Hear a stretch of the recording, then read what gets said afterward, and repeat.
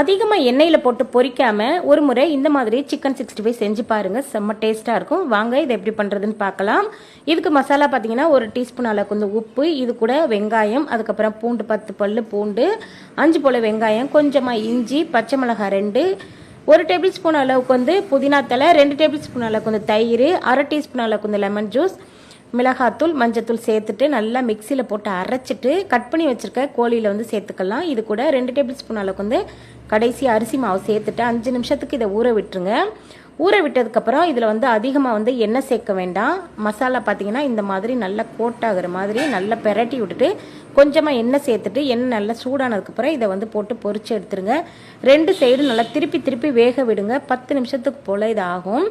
2 சைடும் நல்லா திருப்பி வேக விட்டிங்கன்னா அருமையான சூப்பரான அதிகமாக எண்ணெய் சேர்க்காத சிக்கன் 65 ரெடி ஆகிடும். கண்டிப்பாக ஒரு முறை இந்த பக்குவத்தில் செஞ்சு பாருங்கள். செம்ம டேஸ்ட்டாக இருக்கும்.